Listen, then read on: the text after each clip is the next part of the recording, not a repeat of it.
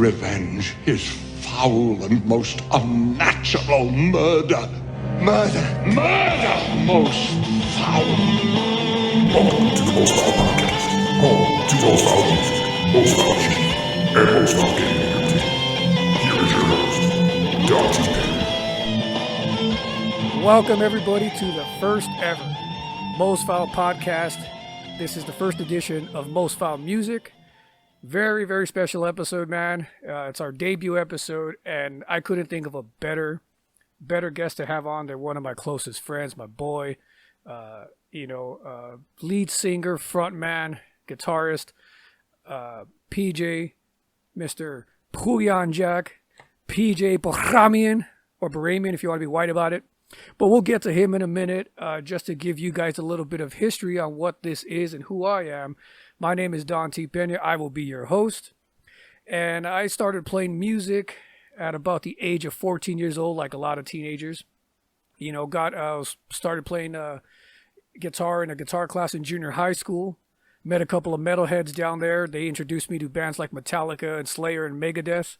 Once that happened, then it was, off to the races, man. I couldn't believe that kind of stuff that was going on guitar when I was playing like single string, one note, Beethoven, really, 7th grade guitar method 1 kind of shit.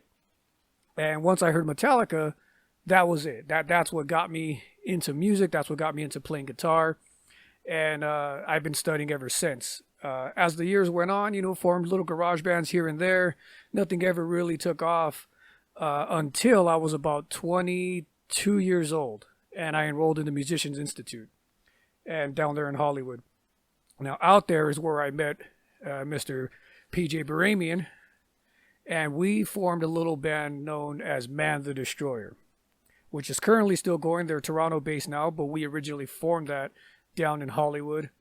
And we played for about 2.5 years while we were both studying down at Musicians Institute. Obviously, I was studying guitar. PJ was studying, vocals and performance. And we just hit it off. We had the same similar interests, liked a lot of the bands growing up, and just, we just clicked. Our personalities just kind of clicked. And we became really close friends and did the Hollywood scene for about 2.5 years. And then we graduated out of Musicians Institute and played the Hollywood scene for about another year. And we were pretty much like a lot of bands out there, just playing different clubs and struggling to get people to come to the shows. And I remember the very, very last show we played in Hollywood in the United States. It was a place called The Joint. I believe they're still around. I think back then they were called the Juke Joint. And we literally, I remember the day of the show, we're going into our pockets looking for change, like how much change you got, and literally just to go to Kinko's, to go print up some flyers, to go put up just to get people, to try to generate some more interest, to try to get fans, because at that point we really had no clue. And it was hilarious. It was a fun experience, but it was also a very eye-opening experience for us. Shortly after that show, though, PJ came to me and he's like, I want to ask you a question. We have an opportunity to go up to Toronto, Canada, which is where he's from, and go up there and do the band up there, because his family owned a company. They owned a print shop, and they were agreeing to help us out with the band, provided we went up there and helped them run their company and help them with the business and all that. And he's like, or we can stay in LA and just try to keep going. And so I just said one thing to him: when do we leave?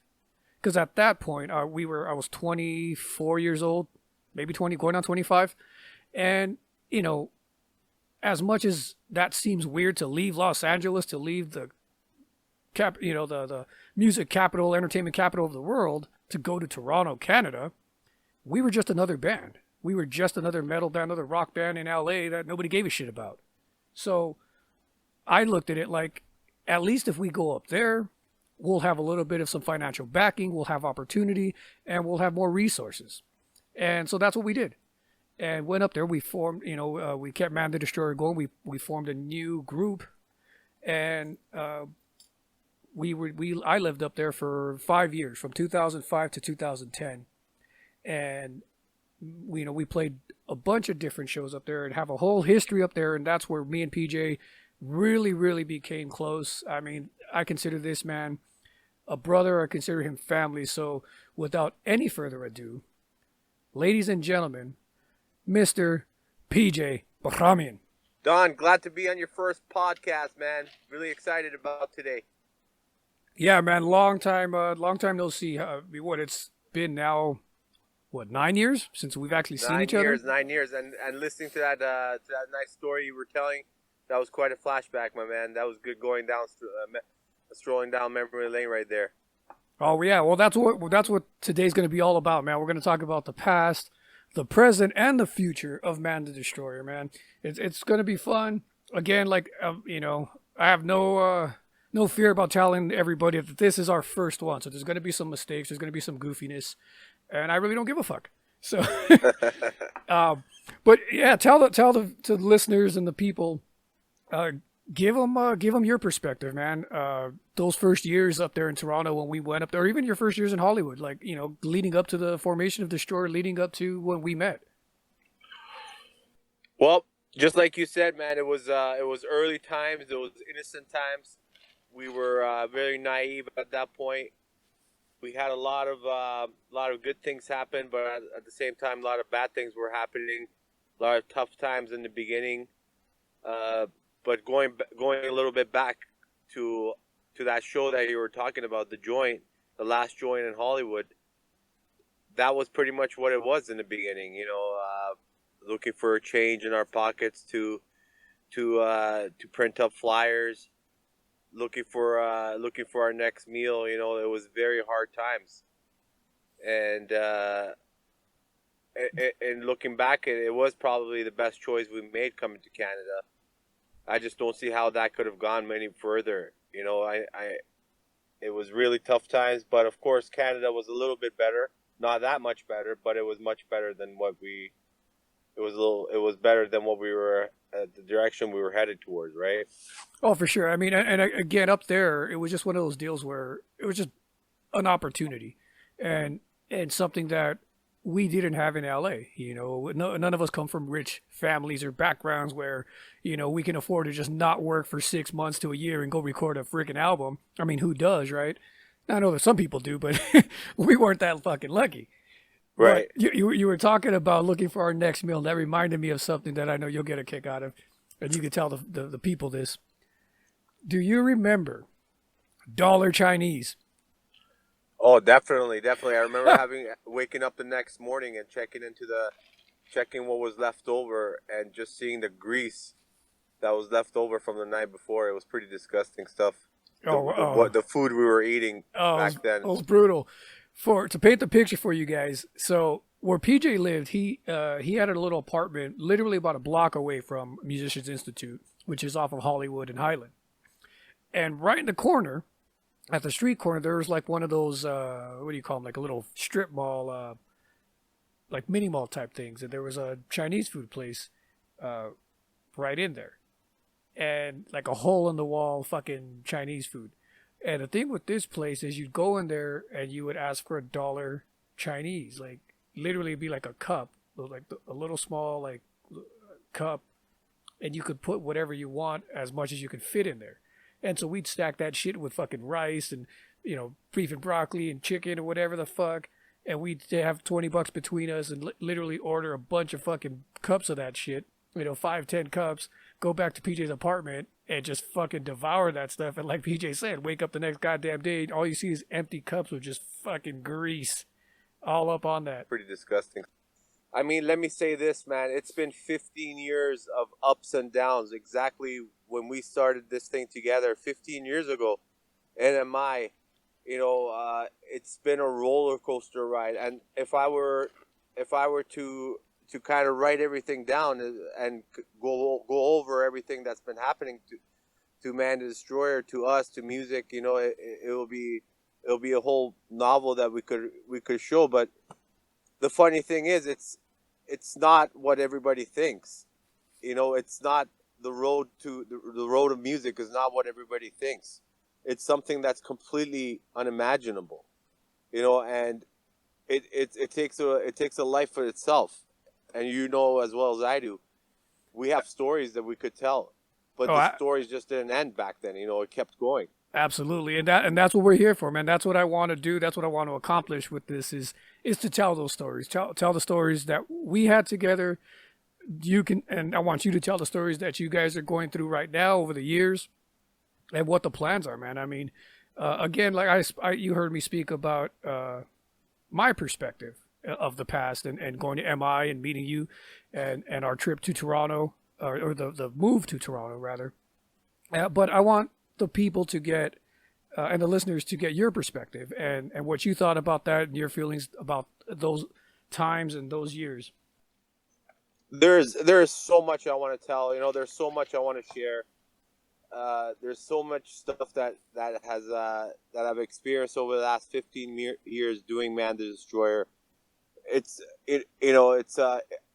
kind of serves as a warning. It serves as something that could have happened to anybody, and I just hope that people kind of take everything with a little bit of open mind, that we do make some choices in the past, right, that do alter our futures, and we do make some sacrifices.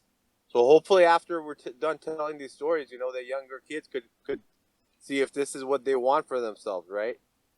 Oh, absolutely. I mean, I think anybody, if you're doing art in any form, whether it's music or writing, painting, dance, I mean, there's so many different art forms. I mean, the number one thing always has to be, you have to love it. You have to love what you do. You can't do it for any other reason, because if you do, all that's going to happen is you're not going to last. Because it's like you said, it's very unforgiving. It's, there's going to be really, really horrible times and bad times, and you're going to be broke, and you're going to disappoint some people. You're going to break promises sometimes because you're being selfish, and not in a bad way. Like when I say selfish, as a musician, as an artist, sometimes, I mean, that is a trait, because how are you going to tell your family or your girlfriend or your wife or your boyfriend or whoever, like, oh, I can't make it to that birthday party. I got rehearsal. I got a show. I got a recording. It's just there's so, sorry to cut you off. No, go ahead. Like, it's so much. There's so many ways to make money. There's so many ways to make money now, and music is not one of them. It's not the best thing you could do to make money, and that's why when you're doing it now, it has to be for love. It has to be for the actual art. And exactly. Well, and I think, and understand when he says that, we're not trying to discourage anybody from, like, oh, don't pursue a career in music or in art. It just don't chase the dollar, really, is the moral of the story. Because if you believe in it, if you love it, and if you're good enough and you work hard enough, there is ways to make money. There are many people in many different walks of life that in the entertainment industry that have definitely made a living off of their art form. And some take longer than others, and not everybody's a rock star, but I can name a bunch of people that I know that are just day-to-day musicians or artists, and no one knows who they are, but they're paying their bills, and that's an awesome thing for them. But again, without the love, that shit ain't happening. So where would you, when you saw the start of Man the Destroyer, when you were there, what did you see for yourself down the line? As it's funny, because some people either don't believe this about me or just have a false perception of me. But I know a lot of people from the outside always thought, like, oh, Don wants to be a rock star. And that was never the case. I never really gave a shit about that. Was never a thought in my mind. For me, it was always very, very simple. I just wanted to be a full-time musician. I just wanted to be able to make a living and have a career in music and have my music pay my bills. Like, if I literally made minimum wage playing music, I would have done that for the rest of my fucking life. Because as long as I had a meal and my rent was paid, but it was all through music, that's fucking paradise to me. It didn't always work out that way. It's real. What was that? Coronavirus. Oh. I was like, what, did you walk down a fucking alley like or some bum walking out? What the fuck? It's Cardi B, man. Get with the times, bro. Does she have a song? She has a meme. Oh, you didn't see her video? I haven't seen her. No, not at all. Oh, you have to check it out, man.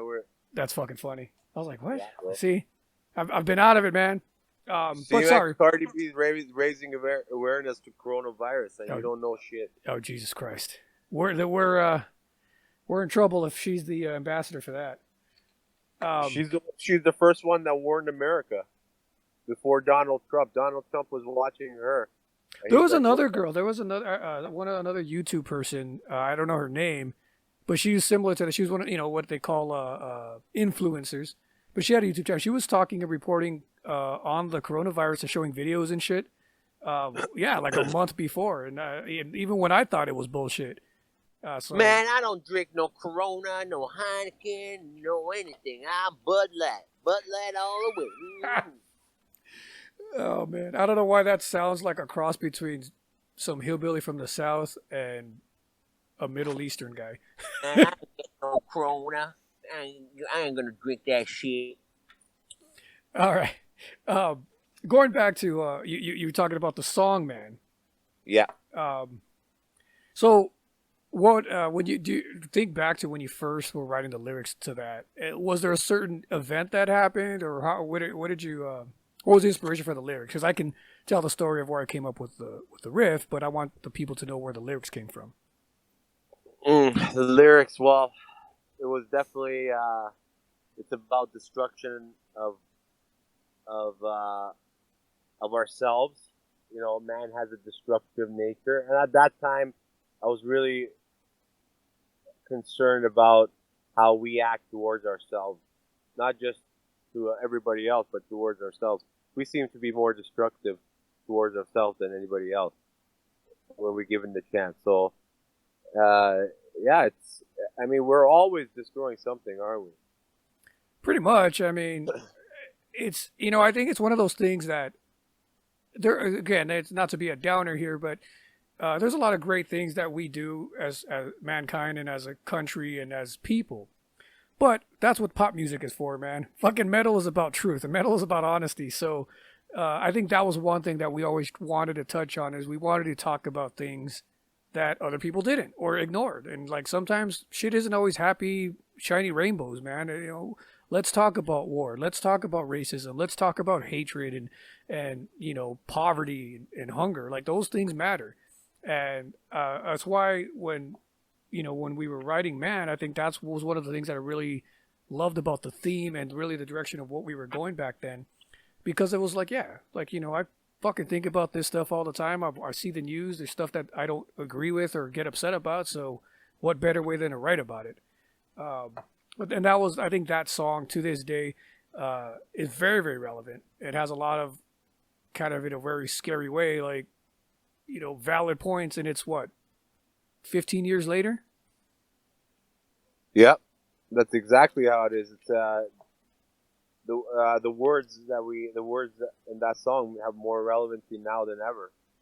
Fighting for someone else, fighting someone else's war, fighting for profit, a dark shadow that's always ahead of above our heads. So we're gonna play that song right now. Next couple of seconds here. Which one is it? I'll let you choose. You want to hear? If we do the original back in the day when I was still in the band, we'll do Man. You could play any Man the Destroyer song you like, man. So shit, yeah. Without further ado, guys, this is Man.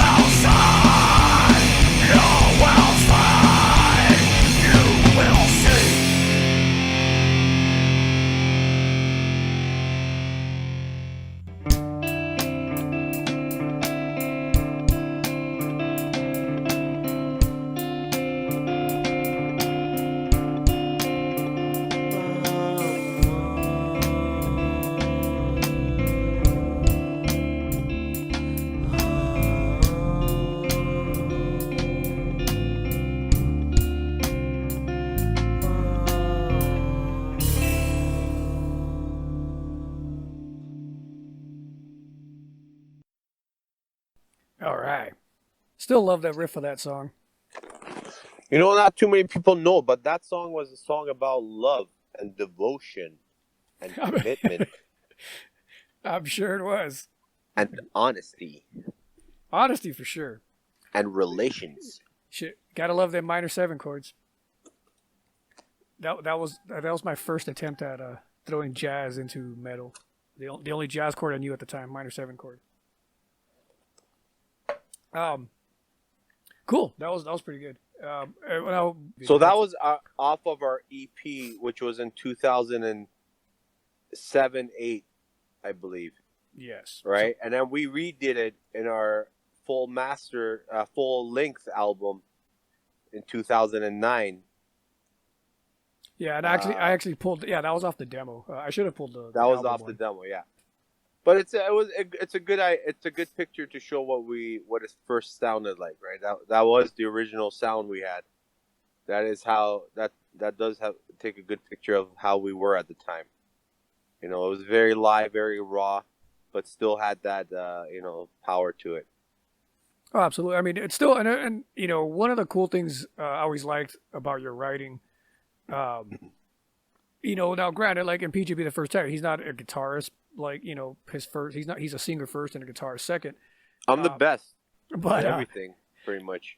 One of my favorite things about the way he writes, he always wrote these fucking catchy riffs. Like, I remember we'd be sitting there and he'll do something and it's like, Appreciate that compliment.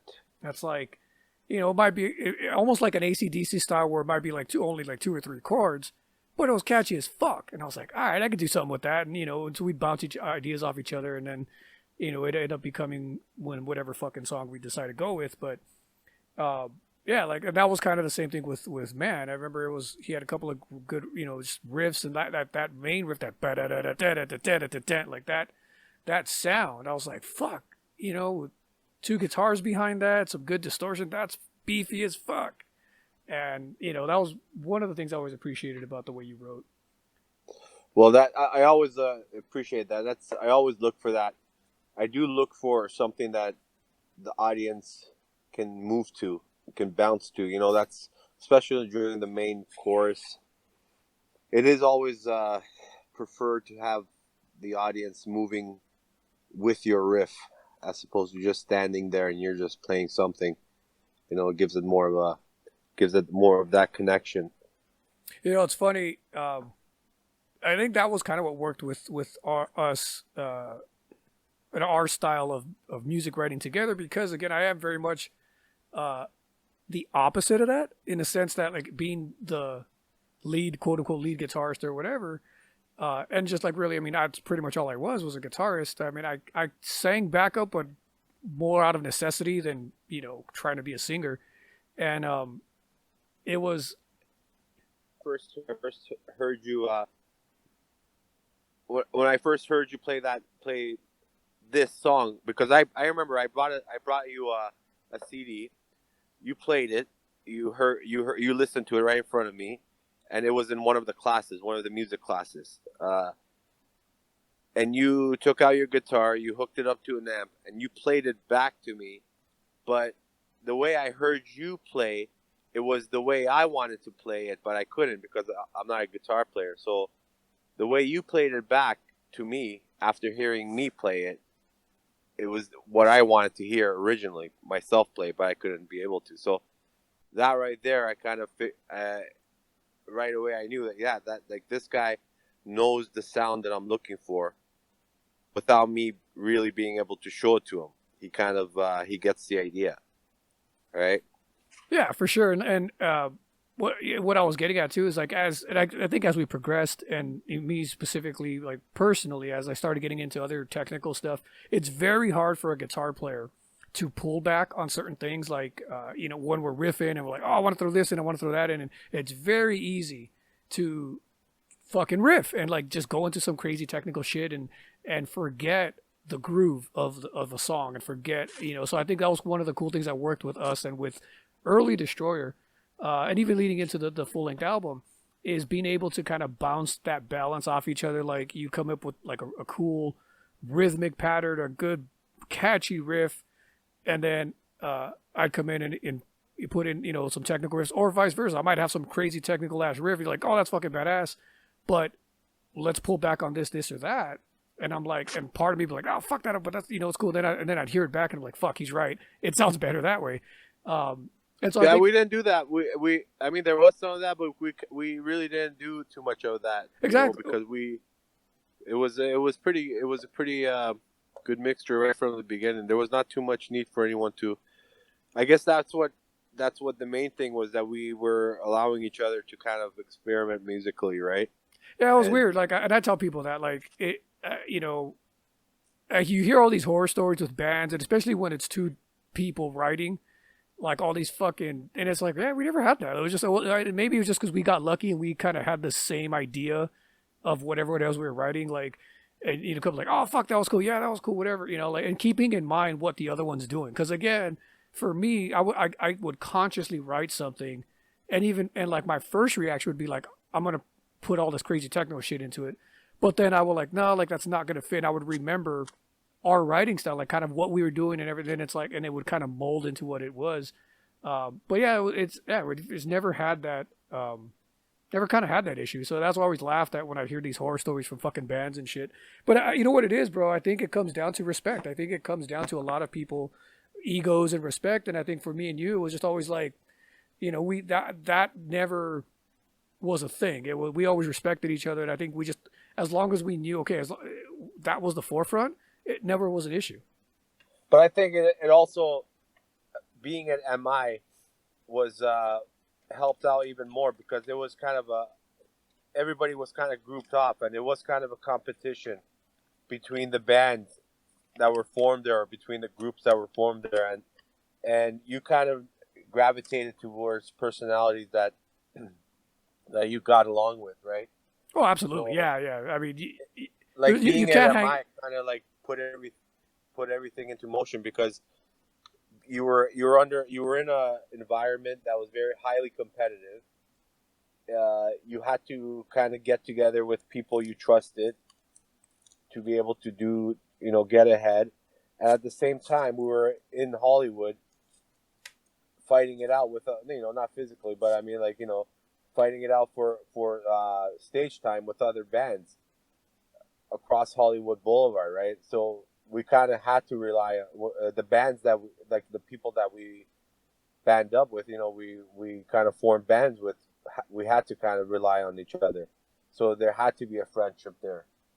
Oh, absolutely. Well, you hit it right on the head. I mean, I couldn't fucking stand, like, hanging out with, or fucking putting up with, I guess would be the right word, with fucking egos and, guys who were just full of themselves. Like, well, there was a little bit of a survival thing to it in Hollywood, right? It was like, we were kind of very close to the streets.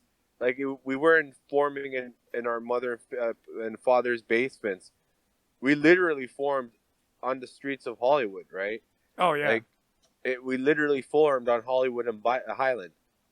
Absolutely, yeah. I mean, imagine that. Like, you got bands that are, like you said, forming in the garage, forming in, their mom and dad's, basements or whatever, friend's basement. Here we are, fucking forming a brand new band, and we're doing rehearsals and live shows on Hollywood fucking Boulevard. It was with the Hollywood window right open. That's where MI is, right in the corner of Hollywood and Highland is where MI is. They had that green. What was it called? Green room. Yeah, I don't think they do it anymore. The Passage. I don't think it's the Passage, right? Yeah, and like that's where we did our first show, in that Passage. And I remember it was there was 4 or 5 other bands, all different styles of music. Most punk rock, mostly them. They were emo at that time, right? And we were kind of the odd band, doing kind of more metal.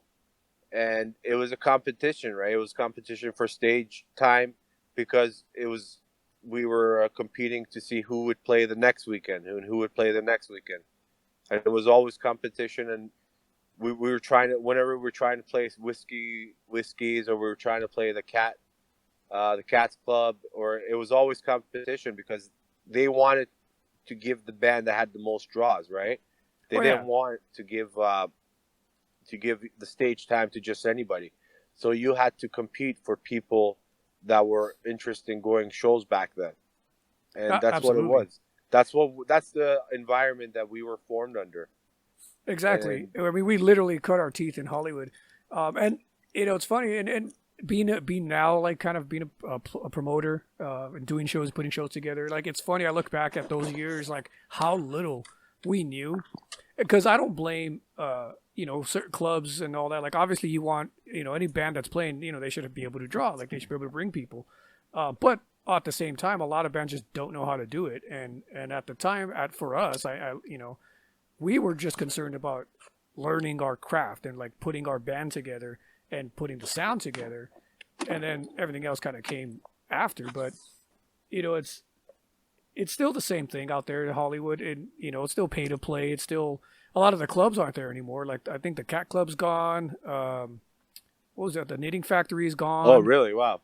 A lot of, I mean, the main ones are still Wow. there. The Whiskey's still, obviously, the Roxy, that they're all I didn't still know the around. Cat's gone. Yeah, a lot of the clubs, man. There are a lot Well, of them it was back then. It was a grind, right? We were in that little apartment, and me and Leon were living. The drummer, we were always at that apartment, and it was a grind. We were sharing food, buying whatever that dollar Chinese food, Fucking right? dollar that Chinese. was so disgusting. Hey, I'll And give you 100 bonus points if you can remember the first bass player's name.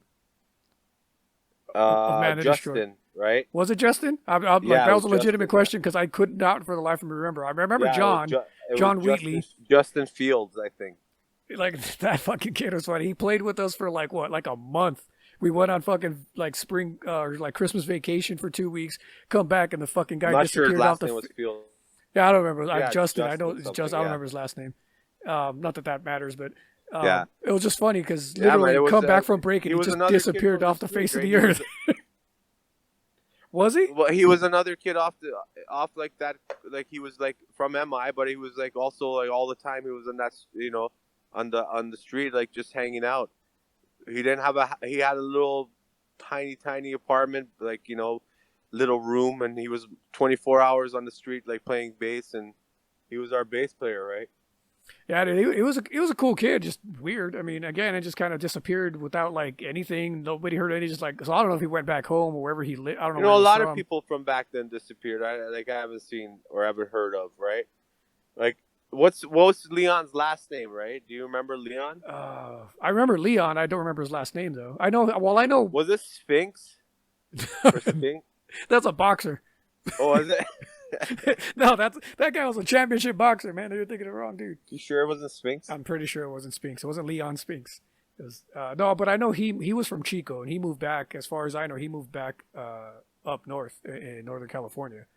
Oh, now you're getting cut off again. Oh, my bad. Yeah, no, he ended up moving up back north, or not in Northern California. Yeah, you don't remember his last name, right? I don't remember his last name. Oh no, Yeah, it was so funny anyway, you said. getting Go ahead. No, I said getting back to the early days. It was a grind, man. It was very grimy. It was very, grinding, and we had to compete. We were always we paid our dues in that early Hollywood days, right? In that first year after graduating MI, and even the year in MI, right before we graduated, it was a grind. Oh yeah, I mean Hollywood. Hollywood sucked. I mean it's fun, but I mean there's only so much of it. There's a reason why it's called Hollyweird. It's only so much of it you can take. Well, it's tough. It's tough to live there without any money, and we had none of it. You're right, exactly. That Yeah, was our basically Godfather, it. our Godfather wasn't fucking BB King and who's the other guy? Fucking Slash's Godfathers. It's just hard to make any noise when your pockets are flushed over there, right? Exactly. You mentioned about friends and people. It's funny because you're absolutely right about kind of gravitating towards your type of people. Because I'll give you two names right now that I'm still friends with to this day. MI people, Savino and fucking Dan. Obviously, Dan Clore. Right. Yeah. Those are guys that great friends of ours, and to this day we're still friends. Obviously, I work real closely with Dan, and we're getting ready to start American Warrior Festival podcast and all that stuff. They're hooligans, but what are you gonna do? But but with the exception of like those two guys, there's not very many other people at MI that besides you, that I'd be like, oh yeah, I still totally hang out with that guy. Fuck no. You know, it was like, but it very much was. It was like, it was a grind. It was, I mean, it was kind of you're on your toes the whole time. And it's partly why, you know, we had to go to Toronto.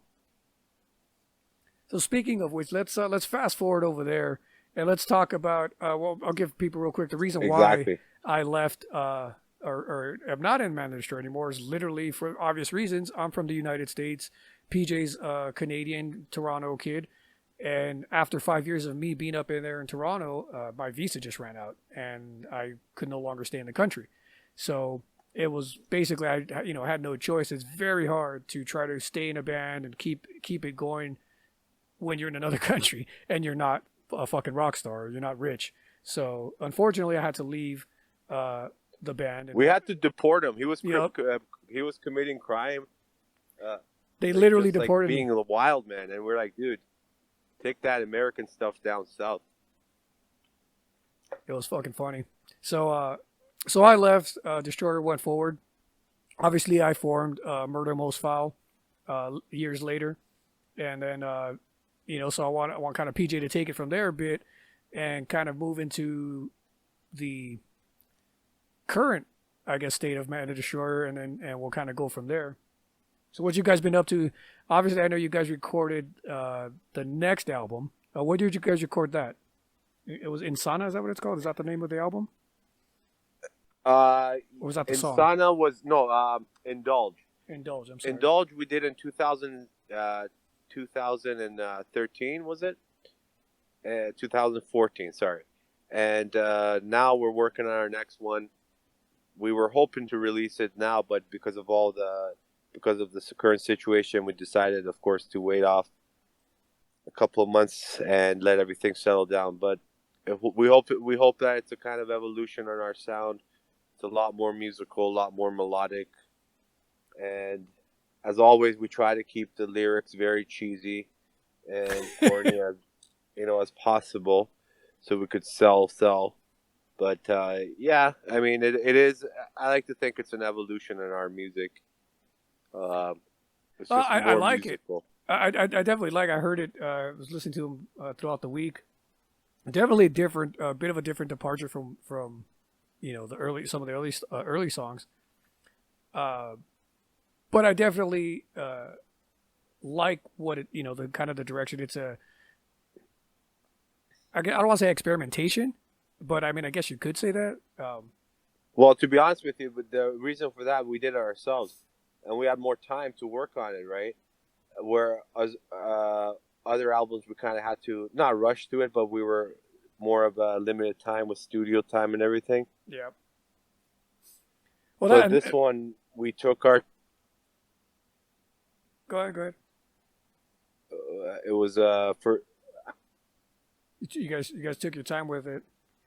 To work on it, and that's what we want. That was the whole goal.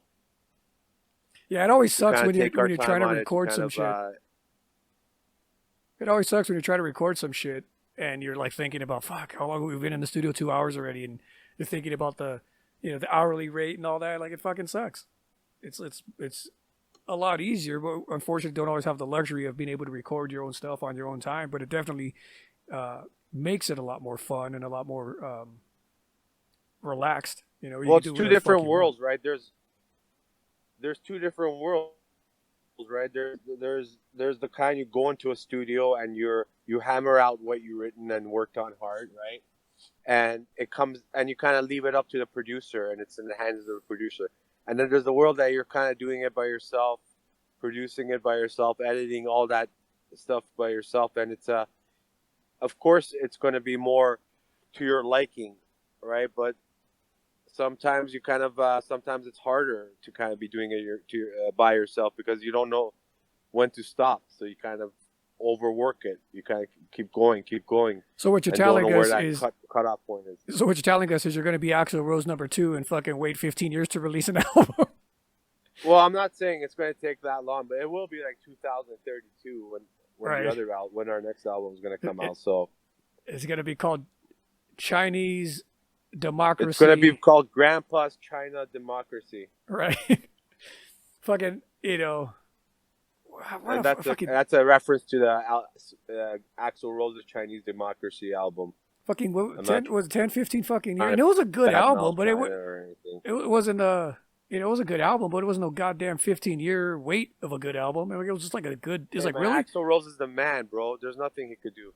It's like motherfucker, you could have released this Axl fucking Rose is 5 the years after, like 2 years after. What? 15 years for this? And I like the album, but I'm just saying. You never rush talent. I'm just saying. It wasn't no 15-year wait, motherfucker. Fucking Tool, man. They're another goddamn band that takes forever to write fucking albums. Metallica, say when the fucking was the last time we got a Metallica album? What'd you think of the new one? Genius. That's what I always think. What'd you think of the new Metallica album, the last one? The new Tool? Oh, the new Tool too. I haven't even heard it, to be honest with you, that closely. Oh, it's great. It's still not my favorite. I mean, Lateral is still my all-time favorite. But we went. Me and Julie went. My sister Julie. Shout out to Jules. But yeah, we saw Tool. I think 6 months ago, here in LA. Oh, they're awesome. They're always going to be awesome, right? And I listened to their album, but I haven't really sat down and really examined it like the way I like to do Tool albums, right? Oh, for sure. It's so good. It is really good. It's another great fucking effort on their part. Again, not my favorite album still. It's still, I mean, it'll take a lot for any album of theirs to knock down Tool or to knock down Lateralis as their number one for me, but it's definitely a great album. No, I was gonna say, what did you think about Metallica's last one? Did you hear their last one? Was it Lateralis? No, I'm saying Metallica. Metallica's last album. Did you hear their last album? Oh, Metallica. No, I haven't heard their last album either. What was the last? Gave up on Metallica really a while ago. Yeah. Blasphemy. Death Magnetic's good. I like Death Magnetic, and then I think. Death Magnetic. I have that one. Then I think the new one was called Hardwire. Yeah, Hardwire. After that, I kind of stepped away from them. I got so busy with my own stuff. Well, that's their last one, or at least whatever that album's called, with that song on it. But I think that's what the album's called. It's Hardwired. I think that's what the album's called too. Well, after they did a song with Justin Bieber, I kind of gave up on them. They did not. You're lying. Yeah, they did. You're fucking lying. You haven't seen it. I haven't. They'll release it in 2021. But you also like to bullshit me, so I think you're just totally lying to me. So, speaking of bullshit, okay, we got into that part of the show where I want you to tell the people your dinosaur theory. Well, that's a good part. That's a good thing to leave it off on. Okay, so dinosaur theory. All right, here we go. So, long time ago. Listen to this bullshit. Long time ago. You think the flat earthers are fucking bad? Earth was doing its thing in space, orbiting, doing its own Earth thing. Then there was this other planet that dinosaurs used to live on. This planet was on a collision course with Earth. I don't know how it happened. It fell off its axes or whatever, but it was on a collision course with Earth. But luckily, it didn't hit Earth. It passed by it. But because of Earth's gravitational pull, everything from this planet got sucked onto Earth, which was dinosaurs, right? They came crashing down to Earth, and some of them survived, X survived, but most of them died. And that's how we have dinosaurs. Now, tune in every week, and I'll give you a theory about how things are. And this is based believe them or on not? Absolutely nothing. This is a theory. Crazy ass mind. A theory, Don. You know what a theory is? And tell him why you believe that about fossils. And he says his evidence is the fossils. That's why fossils are flat. That's why we see them smashed. Yeah, in the that's ground. why they're always flat. They're never in 3D. They're crushed because of the magnetic crushing, pulling them to Earth.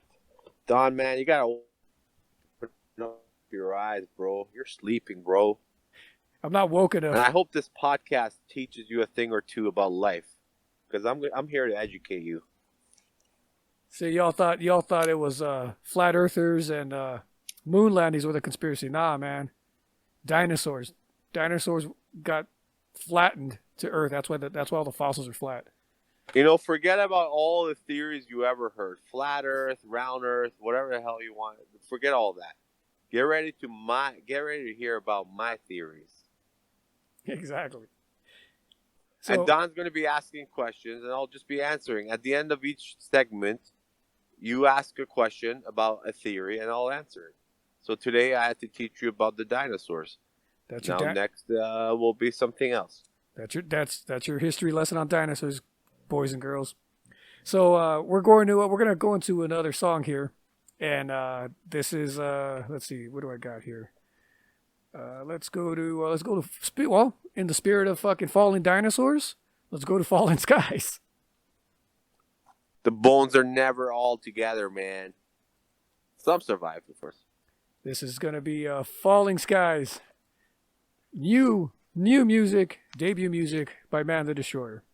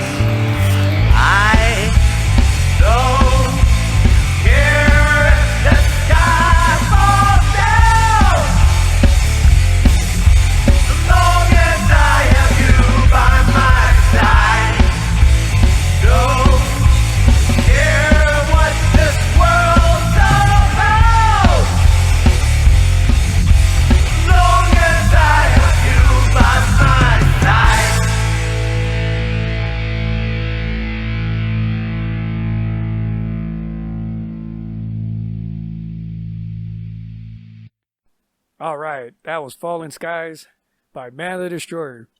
World premiere. All three of you. Yeah, bro. As long as I have you, I don't care. Like, the sky can fall. And as long as I have you by my side, bro, and you're doing social distancing, bro, but still beside me, bro, Right. 6 feet away from me, but still 6 beside feet me. away from me, bro, with your mask, then we cool. Then it's all good. Then the skies can be falling. You know what I'm saying? Now, real on a side note there with that, remember, see, that's what I was talking about, like with the riffs. See, there's an example of a still that fucking cool talent of a great riff. You know, like It's all about the riffs, man. that It's beginning riff all still about fucking the just riffs. chunk. So was that your riff or Matt wrote that, or is that all you? I think I wrote that, but Mike Jones perfected it. I mean, like he it's same deal, right? Like I take him an idea, he takes it and he just like puts an old spin on it and comes up with his own strikes. So Right? that's a good segue into that. I didn't want to leave those guys out. Yeah. You know, like we spoke about kind of the history of Destroyer with me and you. We kind of sped past because we've been bullshitting. Forget about them, bro. It's all Right. about me, man. Right, exactly. So Matt, of course, Matt McLean. Matt McLean, our bass player. Been with the Man Destroyer since the beginning of time. He's always been there in Canada, and recently Mike Jones. I mean, recently, the last 10 years. Right, recently. exactly. So he's been with us also for the last 10 years, and these are the new. They've been the new foundation of Man Destroyer for you know, The last 10 years. since the 2010s. I'll tell you guys a funny story about Matt. Yeah, Mike Jones. I'll get to the Matt story in a second here. Sorry, but Mike Jones, definitely, great guitarist, great guy. Had a chance to meet him for a bit when the guys were in town a couple of years back on their first U.S. tour. But yeah, Mike was the guy that stepped up and joined Man the Destroyer after I left and carried the torch. Been doing a great job for 10 years. So shout out to Mike. Get well, brother. I saw the news on Facebook there. So Yeah, he is battling. Mike is battling his bout with cancer right now, and he will beat it, of course. of course, stay strong, brother. tough We're guy. all thinking about you. We're all fighting with you, man. Yeah, Great guy though, really great guy. We know he's gonna beat it. and he's been working on the album with us. The last 6 months during this his battle. But sometimes life throws us that curveball, right? For sure, man. But I wanted to tell a funny story about Matt. So when we went to Toronto, we're auditioning musicians to be the new rhythm section, and this is in 2006, I guess. So we had a couple of people, a couple of bass players, a couple of drummers come in and out and do the auditions and stuff. And Matt fucking walks in, big tall dude, right? Big tall white boy. It's like, so I'm like, all right, he is bass. It's like totally doesn't look like the part. Like doesn't dress like me or PJ. Like I dress all in black with my fucking band t-shirts and shit. PJ, pretty much dresses like a front man, like the way, like a rock and roll metal guy, jeans, shirt or whatever. So we look like we're in a rock band for the most part. Chaps. Ass chaps and all that. And here comes fucking Matt looking like a librarian. An accountant. But yeah, an accountant, there you go. Even better. Looking like a fucking accountant with a bass. Walks in, and I go, and so I'm like, but again, at that point, I'm not judging. I'm not like, because you can't judge a book by its cover. Hey, he was wearing jeans. He was wearing jeans. He was wearing jeans, but he still looked like a fucking accountant. And then Casual accountant on Friday. So then I asked him. I kind of did the thing I did with everybody. I just kind of get a feel for them, and I asked him a couple like music questions, and it literally went like this. I swear to God, it went down like this. Oh, cool, man. So how long have you been playing? About 10 years. All right, cool. So what are your influences? Metallica, Guns N' Roses. And then silence. Just like that. For like fucking 30 seconds. I'm just like, this motherfucker. Well, he hasn't changed much in the last. Oh, I'm 15 sure. years. Well, He's still... to his credit, as when when he joined the band and we got to know each other and all that and everybody, he opened up a little bit more, but it was just fucking funny because I remember thinking to myself, like, this fucking guy, like, God damn it, this ain't gonna work. Like, I'm like, and I'm in my mind, literally, I'm already thinking next. Like, so I was like, whatever. It's like, all right, I'm like, do you know the songs? Yeah. And to be and 13 years later, which when I'm saying 13, I mean like Well, not Oh, 13. longer. Actually, Shit. sorry. 10 years later, I was his best man at his wedding, Yep. and we're close friends now. And So it's funny, you know. That's how band life goes. Sometimes, you know, you bond friendships that last a lifetime, but sometimes you end up falling apart, falling away from people in the band. more right? times than not, for sure. So that's why it Yeah. makes it so special, because most of the time you do grow apart from people like that, especially in bands. But now here's the kicker about that story. Like I said, that was what I was thinking at that point. Like next, I'm like, fuck, this guy ain't gonna make it in a metal band and a rock band, especially the way we used to perform. Or still, I'm sure to this day they both still perform that way. So I'm thinking that, and then we start the song, and as soon as we start, like literally from the first like note that's hit, he goes fucking nuts. Like he just fucking goes crazy.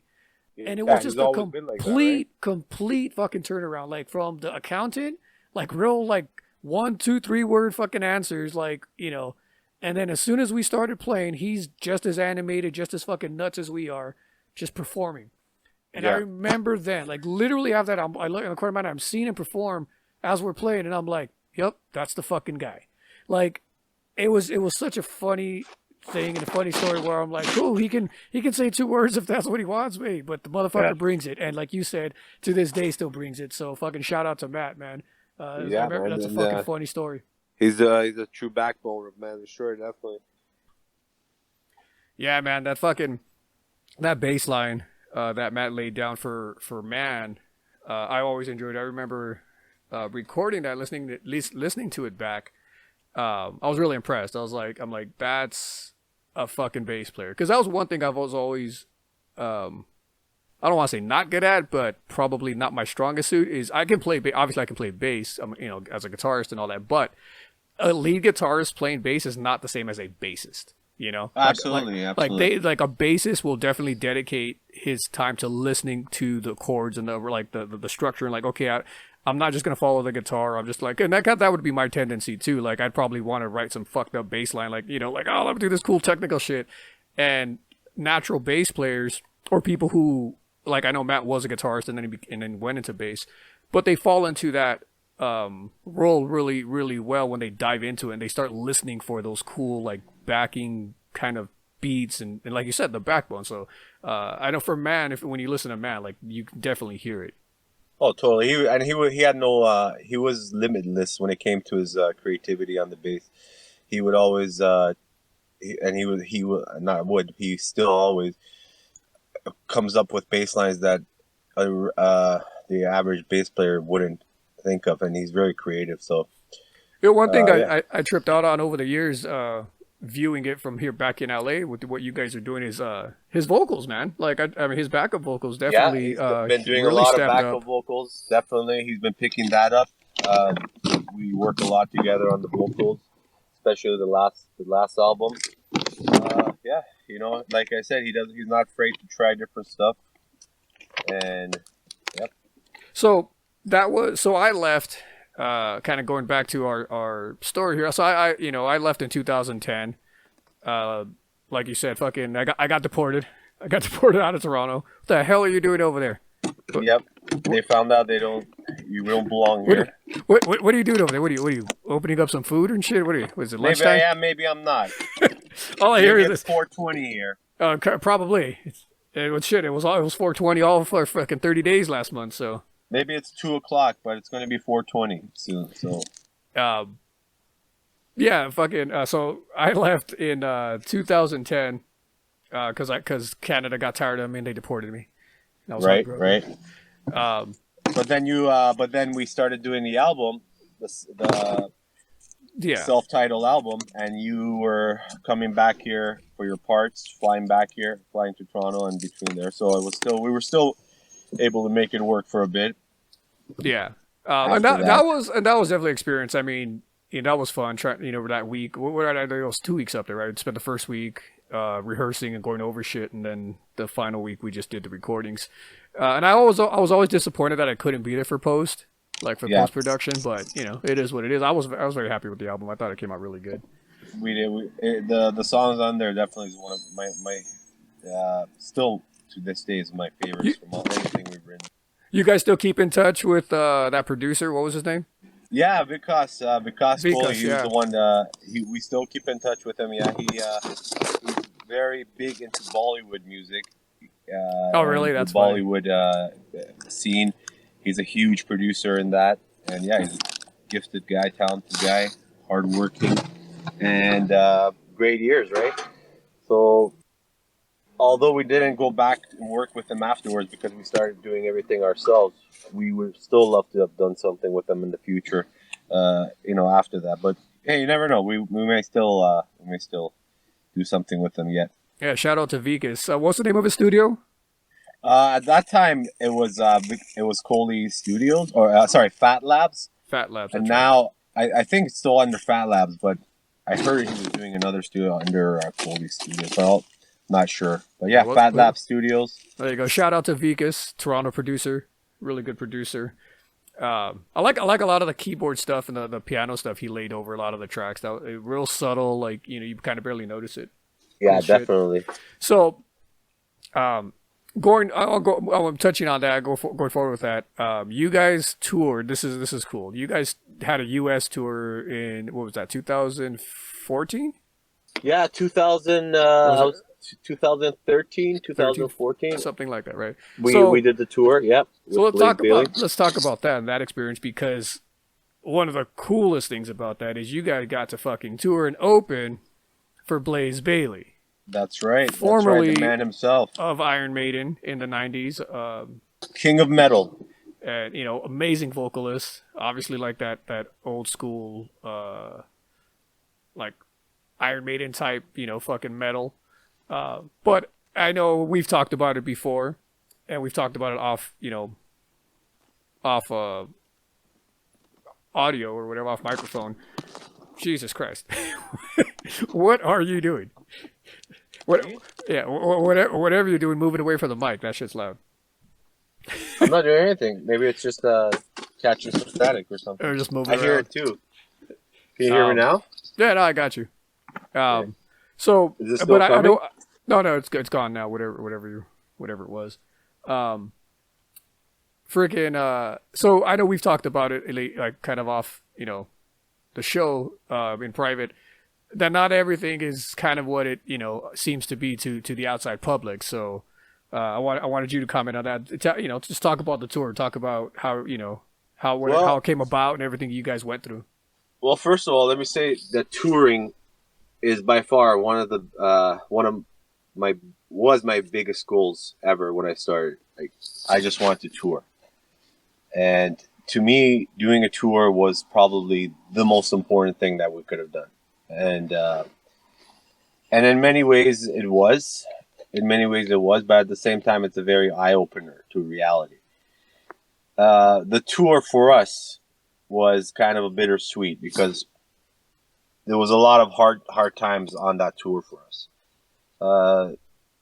First of all, we landed the tour based on a few performances that we had here in Canada. We did a small mini tour in Canada, and one of the tour managers was really impressed with the shows and with the performances, which he ended up connecting us to the management of Blaze Bayley, because Blaze Bayley was set to do a North American tour in that time, and he was looking for a backing band, a band that would back him, play his for him, and as well be the opening band. So because we had a good work ethic, good performances, a lot of energy, he suggested us to his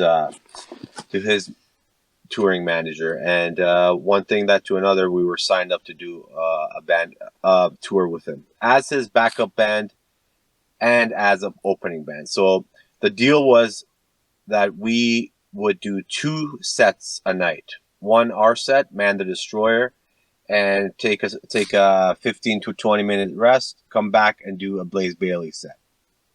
So that's equivalent of a 2.5 hour show for us.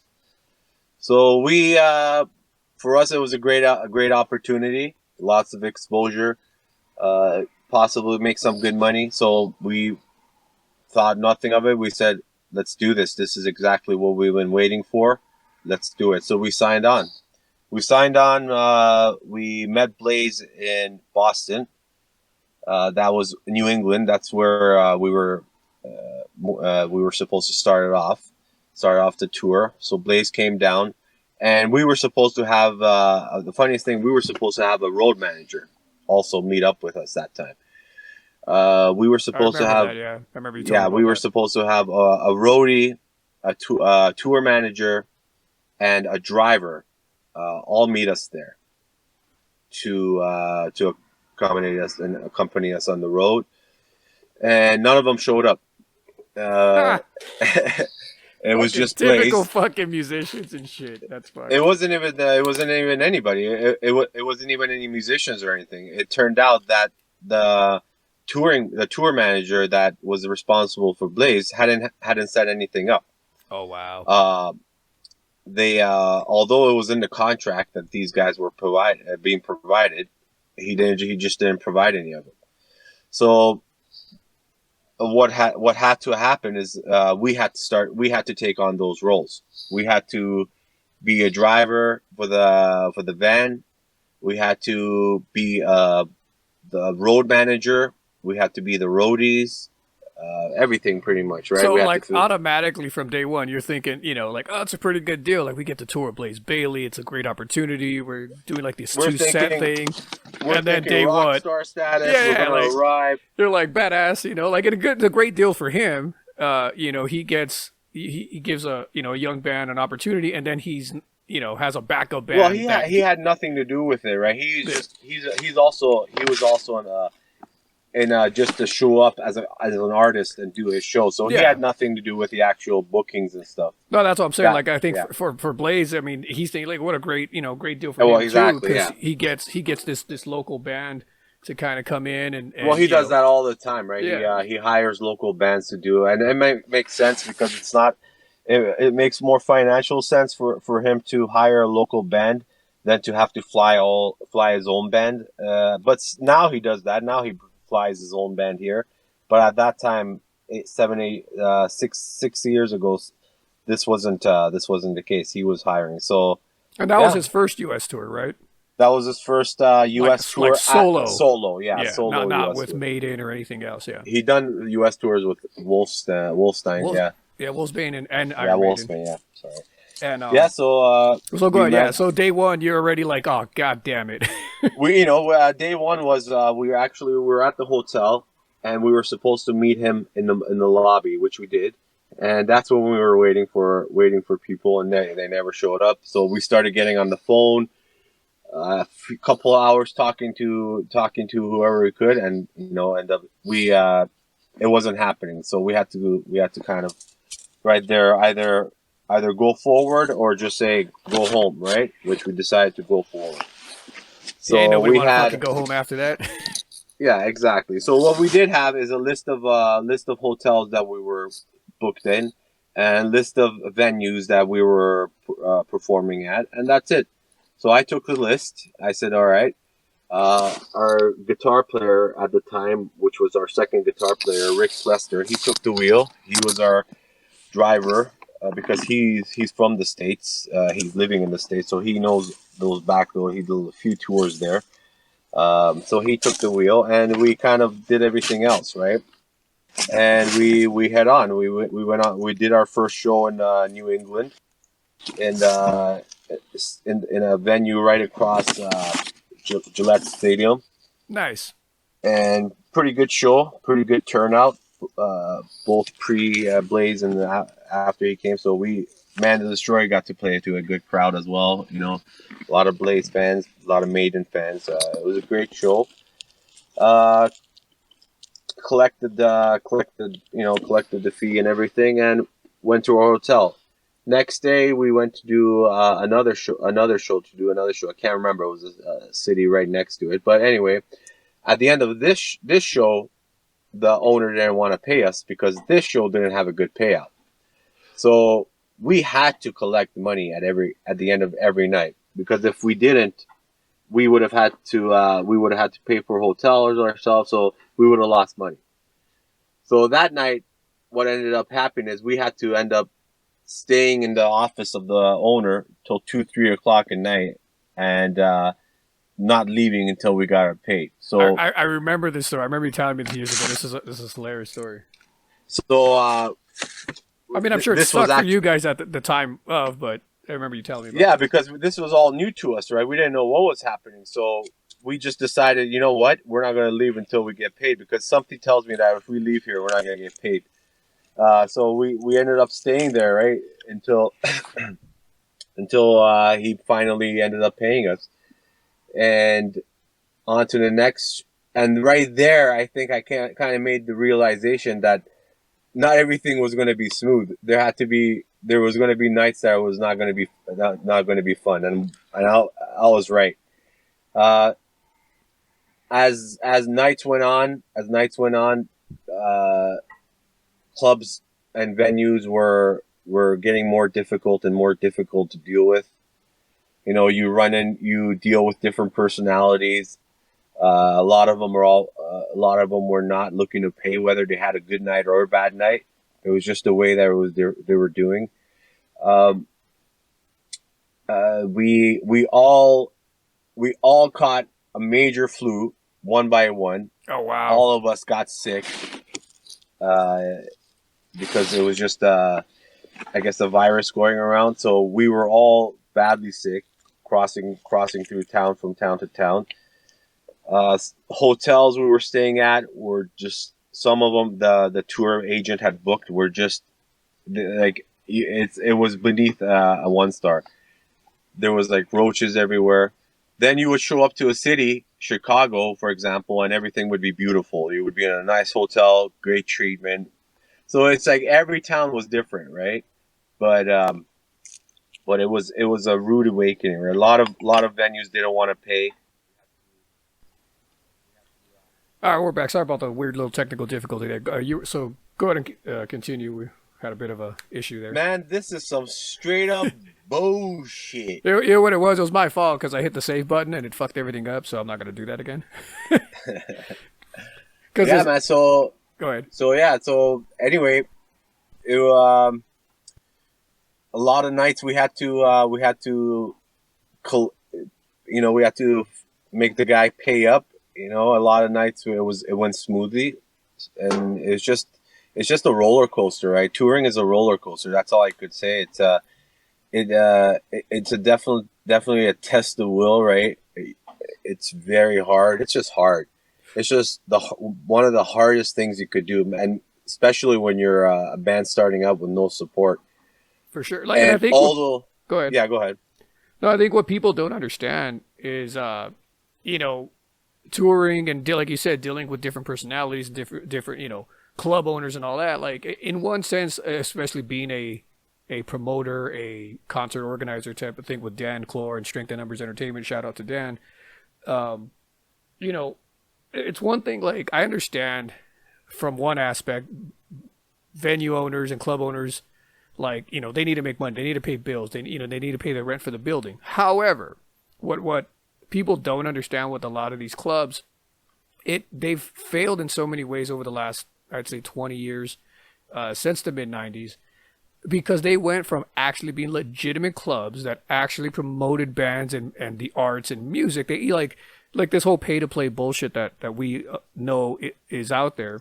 It's like none of these clubs do anything to promote the bands coming in. So, like you said, that first club, and it's been like this for quite some time. It's been like this for 15 years, right? Longer. Since the mid-90s. And that's why a lot of live music scene is just diminishing and getting smaller and smaller.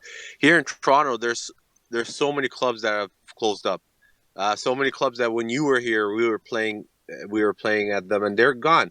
Oh yeah. There's maybe a handful left right now. And it's well known. Live music is just going down, of course.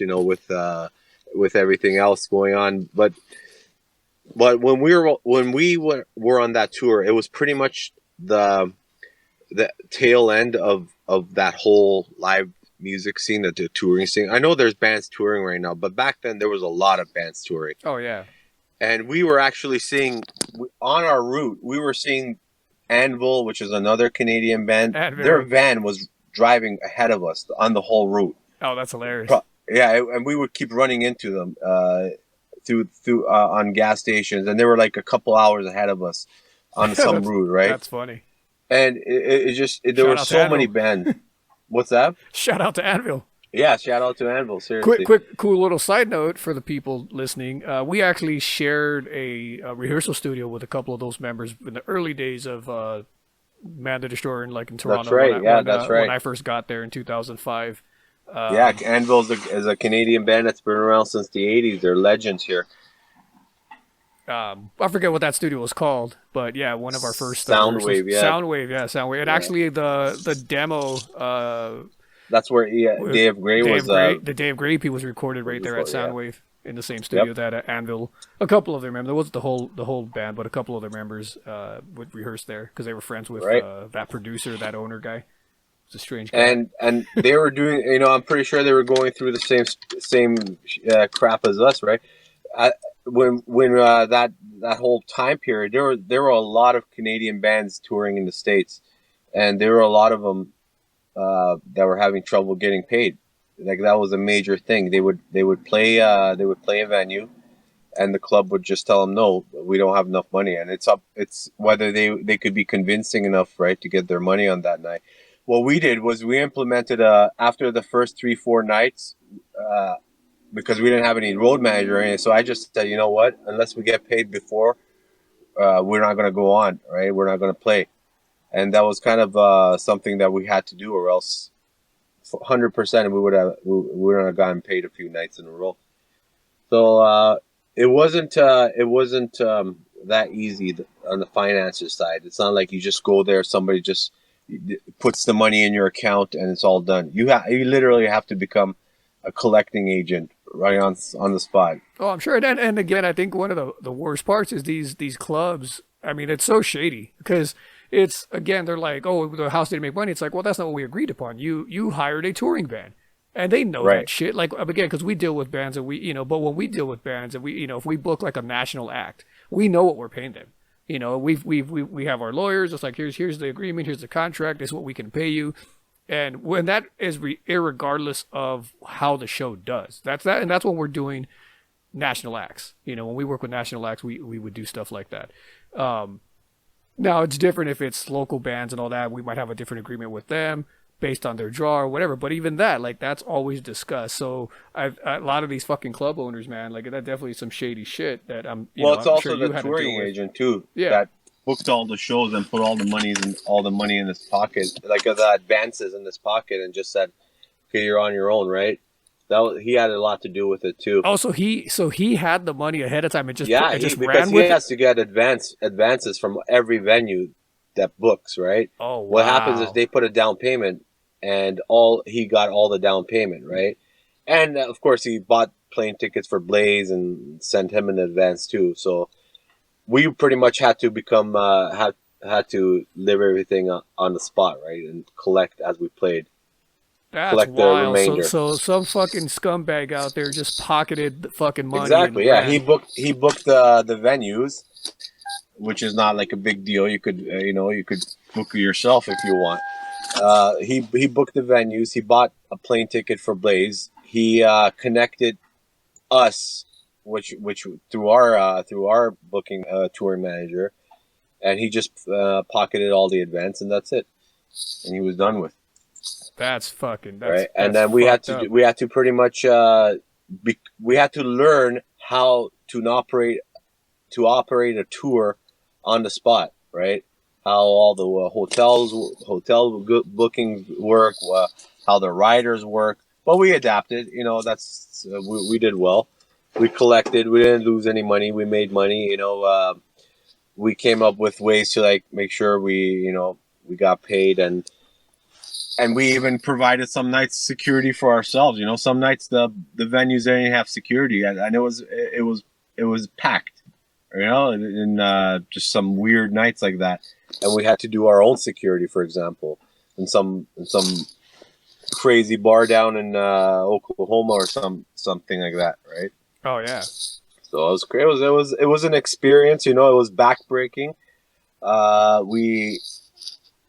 We had to do what we had to do. You know, we did our own roadie work, our own tech work, because at the end of the day, we didn't care. We wanted to play. We wanted to play every venue. We just wanted to take advantage of playing, right? Just showing up and playing. But at the same time, we didn't want to end up broke. Exactly. So, or stranded in some fucking town that you've never heard of. right. So all that stuff that happens like that, it kind of like it kind of makes it bitter, right? That's why I said it was kind of bittersweet for us, because it's here you are doing what you imagine, like what you dreamed of all your life. You know, you're playing in front of people that love rock and roll, love metal. You know, you're pouring your heart out, and then at the same time, then right after you have to go and put on a different mask and deal with the club owner. Deal with some bullshit. Yeah, deal with some bullshit, right? And other, like, it's just very bittersweet, right? And again, it's not like that for bigger bands. It's like that. It's going to be like that for starting bands. Yeah. Well, I think it's where you'd be surprised. Like I've heard some horror stories, even with bigger bands, and we've actually worked with a couple. And it definitely does happen. But yeah, at least when you're a bigger band, you know, you got a lot more fucking leverage and shit. Because, like, but the problem is, not too many bands will be that bigger band. Exactly. There's a small circle of bigger bands that are made it through the cracks, that are on that level. Good for them, you know. They're gonna live it to the fullest.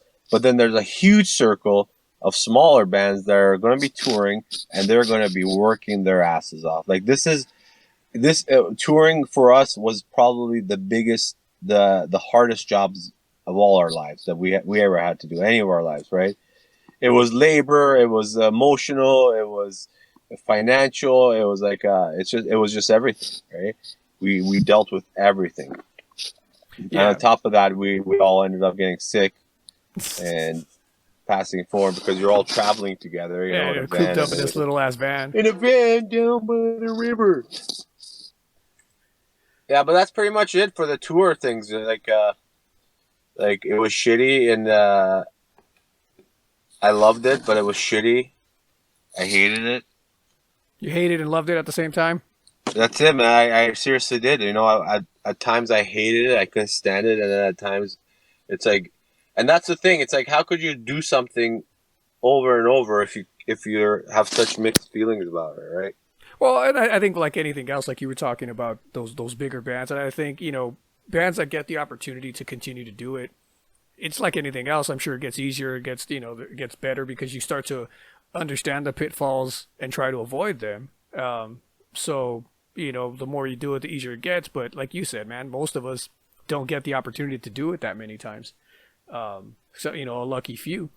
I did want to ask you, did you guys, during the tour, did you ever get on stage with Blaze? Did you guys ever do like any? Oh yeah, of, like, every night vocals? I would definitely. We would pick songs that he would ask me to come up there. Like I knew all of his songs because I had to actually.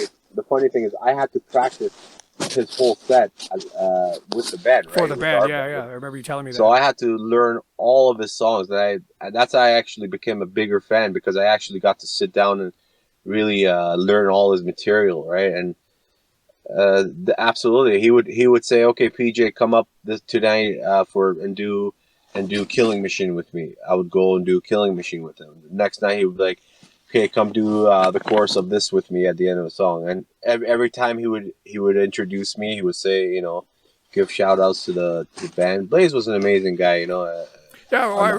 Here's a cool one. When you guys came to LA, and you guys, was it the Whiskey? I think you guys played the Whiskey, right? Or was it the Roxy? I think so. No, it was the Whiskey. Yeah, it was the Whiskey. Right? Yeah. And I got my opportunity to meet Blaze that day. That was fun, and he's a really cool dude, real down to earth. Amazing guy. Yeah, you know, we learned a lot from him, right? And you know, the funny thing was when we were doing all these roles, you know, doing the road manager and all this stuff, he was advising us, right? He would say, okay, you should do this, because he saw like that we were just kind of like a deer in a headlight, kind of like what the hell's happening here, right? So he was kind of saying, okay, do this if you want to do that, right? He was, because we didn't want the tour to be a failure, right? Because of other people. So we stepped in, and he was a lot of help. He would advise us because he had experience, right? For sure. Didn't do any lifting though, but right. He's like, "Fuck you! I'm the rock star, bitch. I played for Iron Maiden, motherfucker." For sure. No, he's really cool dude. I mean, yeah, he definitely didn't have like any kind of like other than that, like not doing the heavy lifting, but you know. And again, at that point, it's like you kind of we wouldn't let him too. Yeah, like you kind of anybody who got to fucking be the front man for Iron Maiden kind of earns that. Yeah.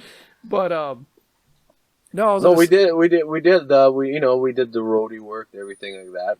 But yeah, he did. Every night he would ask me up, to do a song, and I did guitars too for him, a couple here and there. It was fun. Playing wise, the show was amazing.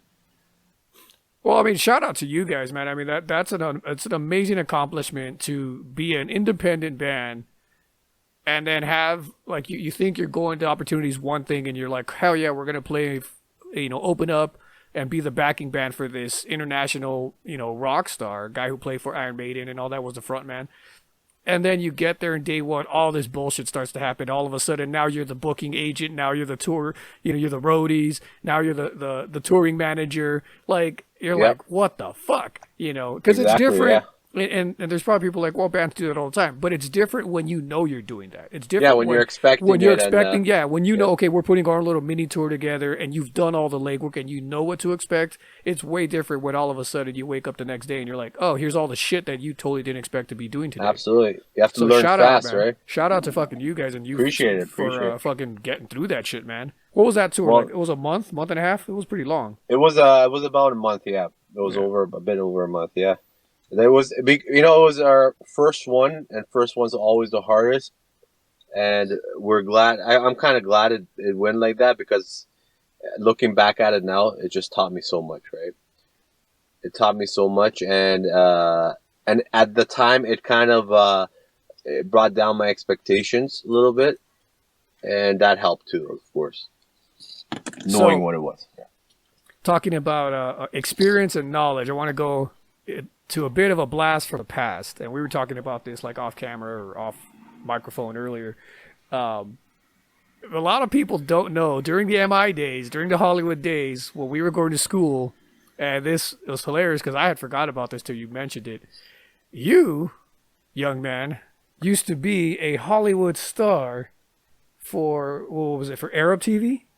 No, it was ITN. It's an Iranian. It was an Iranian music video kind of thing, kind of like MTV, but for the Iranian global community. So PJ was the fucking Ryan Seacrest, Carson Daly of the fucking Iranian MTV music. Like, this is not bullshit. This is not a lot. Like, he was like legitimately on this fucking TV show almost the entire time. Huge viewership. So let's talk about that. Talk about that experience, because I remember. Honestly, I don't even know how the hell that happened. Like, I have no idea what was going on at that time.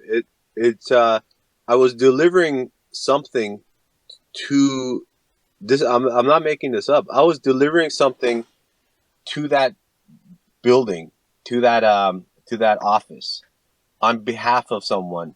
I was just doing it because I knew my family knew somebody there, and because of the Canada connection, they had asked me to deliver something to them one day as a favor. So anyway, I walked into the station, and one of the producers there that happened to be there. He saw me, and he's like, "Hey, you want? I'm just wondering," because these guys are all Persian as well.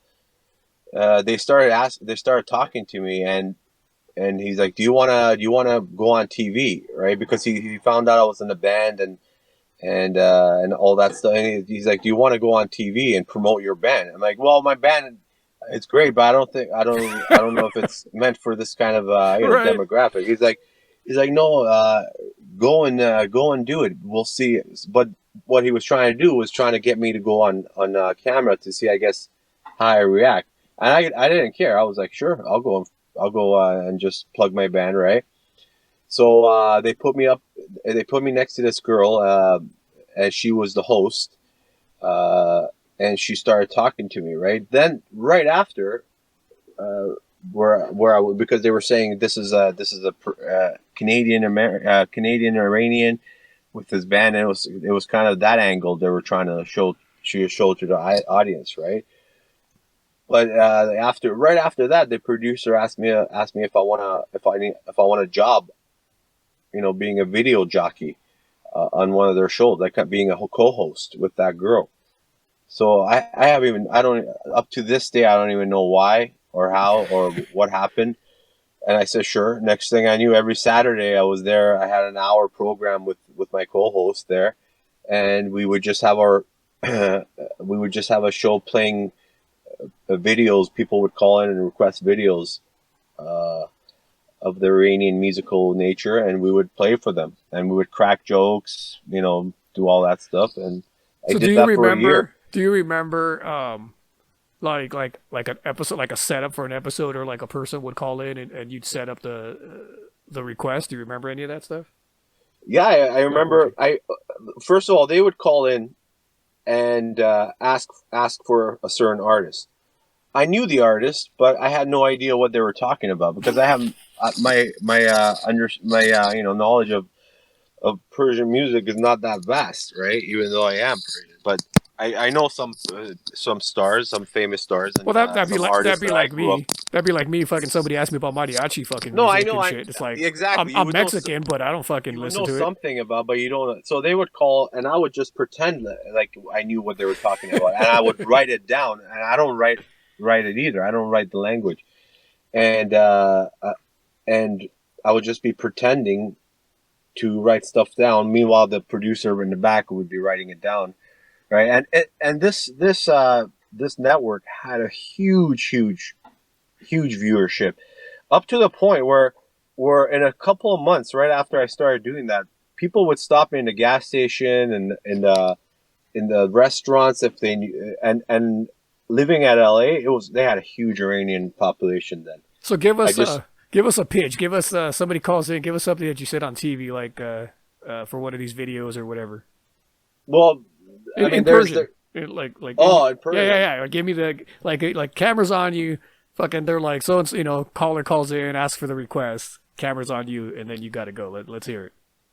سلام عرض می‌کنم دوستان من، خانوم‌ها و آقایان. امروز خیلی برنامه خیلی قشنگی داریم واسهتون. امیدوارم که همتون دوست داشته باشین. اول شروع می‌کنیم با خواننده به اسم آقای ابی. All right, so translation for the dumbasses of us I just here. Introduced it, said hello, ladies and gentlemen. Thanks for joining us today. Today we're going to start off the show with great singer Mr. Ebi, stuff like that. Just an introduction. That's awesome for any of our Persian listeners out there. There's a little treat for you guys. I'm sure you could probably find some old fucking clips. So what was the show called? Do you remember? It was called Song Requests in ITN with my name, Persian name, Puyan, and Ilgar was my co-host. Did it for a year. So YouTube that, motherfuckers. You'll see PJ on TV. And then just one day, I walked off and never returned ever again. And that's exactly how it ended. They started calling the network, asking what has happened to me. The network tried reaching me. I wouldn't answer their calls. My contract had ended. I just disappeared into the thin air. And millions of people were left wondering what the hell is going on. And thank God there was no YouTube or anything at that time. God, I wish or else there was. I would have been very easily tracked. But I have not looked back, and after that one Saturday that I said I'm not coming back here because I'm sick of this. I just Was it just disappeared. the music? Is just like the idea of it, or was there more No, like? I love the music. It was just I got so sick of it. It was just being on camera, just getting noticed. It was a big thing. Like I had to drive to late Vegas whenever there was huge concerts. I had to go there and do celebrity meet and greets, like with the Persian community, and they're an amazing community. I'm not saying that. I just got sick of having to just put on a smile, and it wasn't for me. And Yeah, it and was you know the funny it, thing is about that, and to let the people know, like I remember because I remember this. I was, we had Destroyer, we had built Man Destroyer around this time, and he told me about this. Like I remember, but it was one of those things where again you got to understand. One, me and PJ had just started to know each other, that first year or so, year and a half, 2 years at MI, and it's Hollywood, so everybody's on a show, everybody's an actor, So when my singer of my new band is telling he's on this fucking show, I'm like, oh yeah, sure, I'm sure he is. And it's not that I didn't believe him, but I also didn't understand how actually big it was in his community.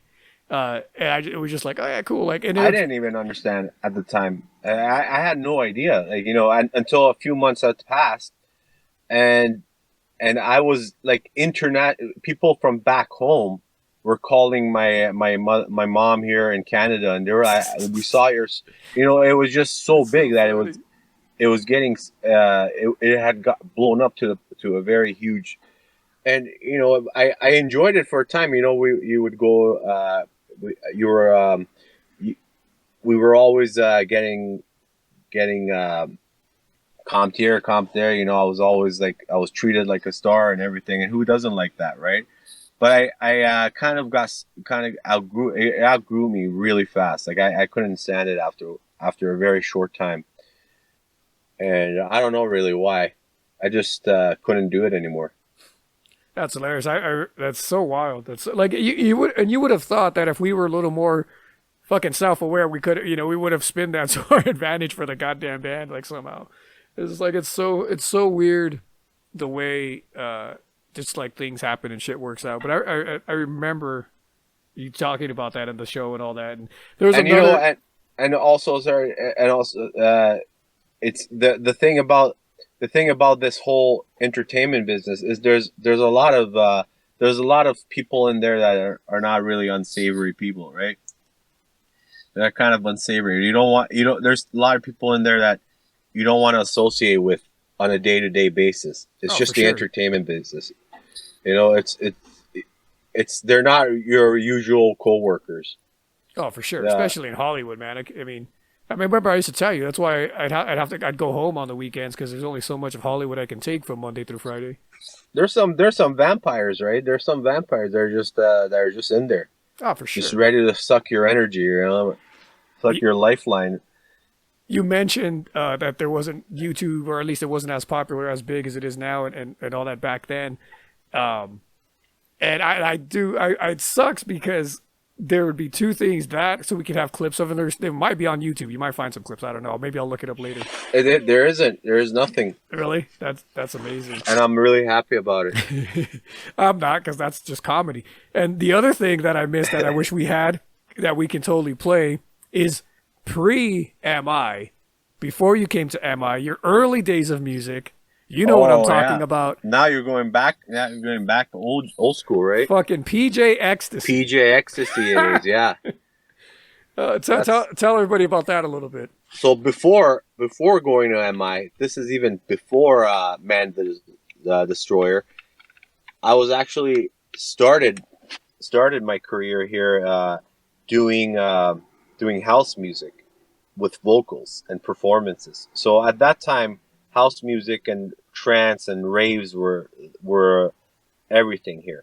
There was a lot of clubs, like there was a club called The Government. These clubs were huge into the house and dance music, kind of like they have the EDM now, yeah. festivals right now. Well, back then it was all about clubs, right? And it was all house music, trance music in the clubs, right? And they would be 24 hours, sometimes 48 hours, just nonstop going, right? So I was heavily into that music. I alongside my own as well metal. But that I had a lot of big keen interest in that sort of music, creating that music with vocals, and I started doing that under the moniker of PJXTC. So I did a few shows here, got good response, but I don't know what made me want to leave it kind of just for a little bit, because I thought I needed my art needs, my music needs a little bit of training, because in my opinion, it was lacking. I needed more knowledge and just needed better my education in music, right? So I needed a little bit more experience. So I left doing it for a couple of years. I said, I'm going to go there, get my musical education, and come back and continue it.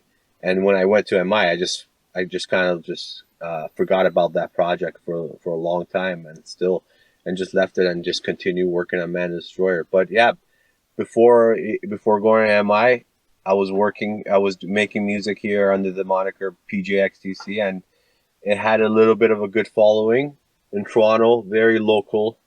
I don't know where that would have gone, but looking back at it right now, I'm kind of glad I didn't pursue it.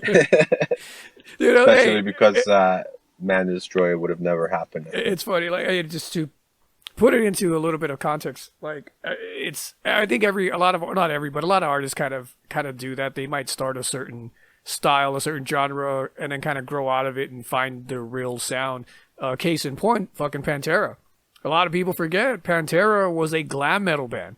They had about 4 or 5 albums from like 1985 to the 90s, to right before Cowboys from Hell, where their first 4 albums were like really shitty glam metal, like every cliche you can think of with the poofy hair, and it was horrible, fucking horrible. Well, they kind of changed their sound, right? They absolutely changed their sound, and then they had a different singer back then too. And then they found Phil, and Phil came from that hardcore punk background, but he was also a Maiden fan. He was also like a kind of old school metal fan, so he still had that. That's why when you listen to Cowboys from Hell, there's still a little bit of the glam metal sound, like that old school sound, but it was a lot heavier. Absolutely. It was a lot more metal. And because they just got rid of all of that shit, they're like, all right, let's do away with that. And they found that's when like Pantera became Pantera. But I think that's hilarious. I'm a huge fan of EDM, of electrical, of just electronica, of house, of trance. I'm a huge fan of that. Like at that time when I was doing PJXTC, I was at the same time writing my metal stuff too, but I wasn't performing it. More, I was performing that because it was just a bigger market here. For that, right? But and a lot easier to do because you don't have to do it. You don't have a band. You don't have to have a whole band behind you. It's a solo project, right? You could just do it yourself, promote it yourself. But I still make that I still make that genre of music because that's, I would say hip hop, metal, and house is my 3 top musical genres, right? Yeah, I was gonna say, you're actually recently started kind of doing a little bit of that again, right? I know you released a couple of songs with that kind of flavor to it. Yeah, that's exactly it. I'll never do rap because I think I sound ridiculous at it myself. But I would love to make music for rap art, for a rapper, for a hip hop artist, like make the actual sound, the music for it, and let someone else rap on. But I'm totally interested. I mean. My whole outlook as a songwriter has expanded right now. I want to make as many different genres as possible. And you guys still have the website, right? ManDestroyer.com? Yeah, Man Destroyer. I mean, we're still working on we are working on our next album right now, right? One we're hoping to get released after we've had this whole pandemic is over.